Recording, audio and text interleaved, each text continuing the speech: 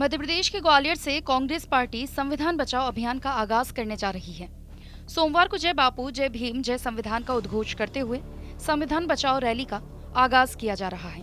लेकिन इस आयोजन के लिए आखिरकार ग्वालियर को ही क्यों चुना गया, जानने के लिए देखिए ये खास रिपोर्ट। ग्वालियर में 28 अप्रैल सोमवार को शहर के लक्ष्मीबाई समाधि स्थल के सामने मैदान में जय बापू जय भीम जय संविधान के उद्घोष के साथ एक ऐतिहासिक और विशाल संविधान बचाओ रैली का आयोजन होने जा रहा है। एमपी कांग्रेस के द्वारा आयोजित इस रैली में पीसीसी चीफ जीतू पटवारी सहित प्रदेश के साथ ही राष्ट्रीय स्तर के नेता भी शामिल होंगे। कांग्रेस दावा कर रही है कि इस रैली में पूरे प्रदेश के लाखों कांग्रेस कार्यकर्ता, समर्थक, किसान, युवा, मजदूर, दलित, आदिवासी शामिल होंगे।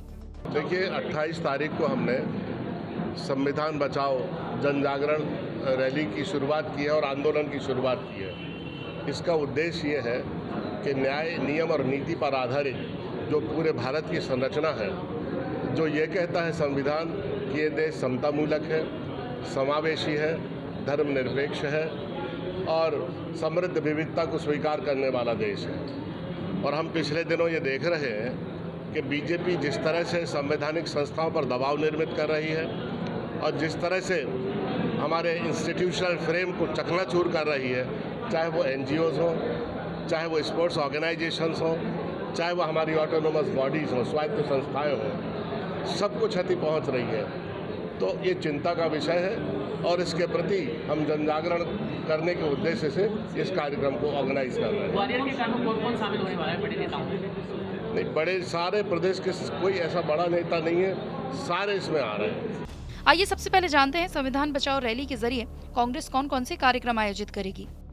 तो सबसे पहले 28 अप्रैल को विशाल संविधान बचाओ रैली प्रदेश और राष्ट्रीय स्तर के नेताओं के साथ लाखों की संख्या में लोग जुटने के आसार हैं।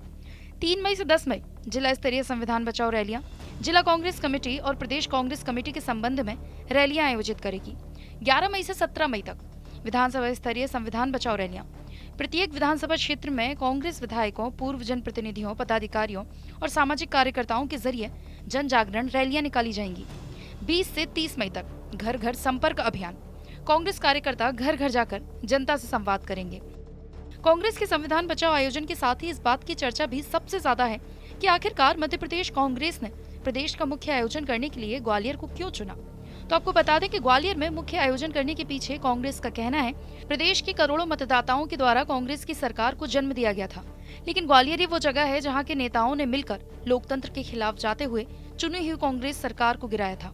यहाँ के नेताओं ने खरीद स्वरूप के जरिए संविधान के बनाए नियमों को तोड़ा था, जिसकी वजह से संविधान बचाओ रैली का आयोजन का आगाज करने के लिए ग्वालियर को चुना गया।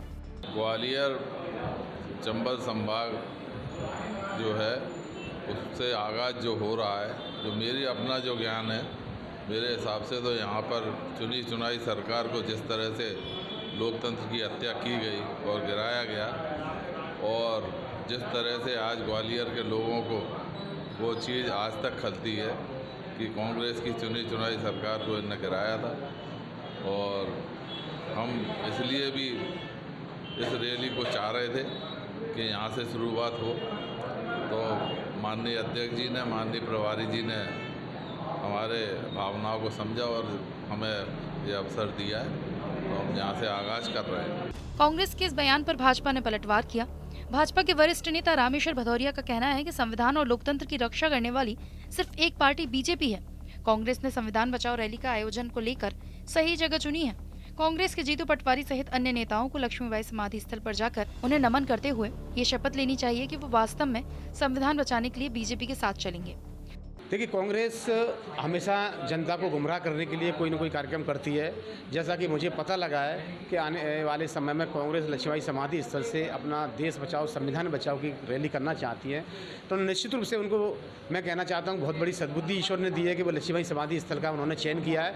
वो लक्ष्मीबाई समाधि पर जाएँ, पुष्पांजलि अर्पित करें, इस बात की शपथ लें और सौगंध खाएँ कि वास्तव में हम देश की और संविधान की रक्षा करना चाहते हैं। और संविधान की रक्षा यदि कोई दल करना चाहता है वो भारतीय जनता पार्टी है। यदि संविधान की उनको रक्षा करना है तो वो भारतीय जनता पार्टी के साथ आएँ और हम मिलकर के संविधान की रक्षा करेंगे। संविधान की कभी भी कांग्रेस ने रक्षा नहीं की है।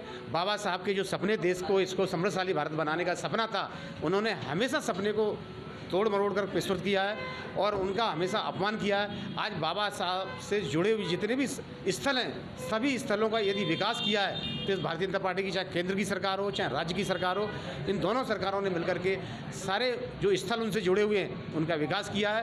कांग्रेस ने सिर्फ वोट की राजनीति की है, छलावा की राजनीति की है, भ्रम फैलाने की राजनीति की है, नफरत फैलाने की इस देश में राजनीति की है।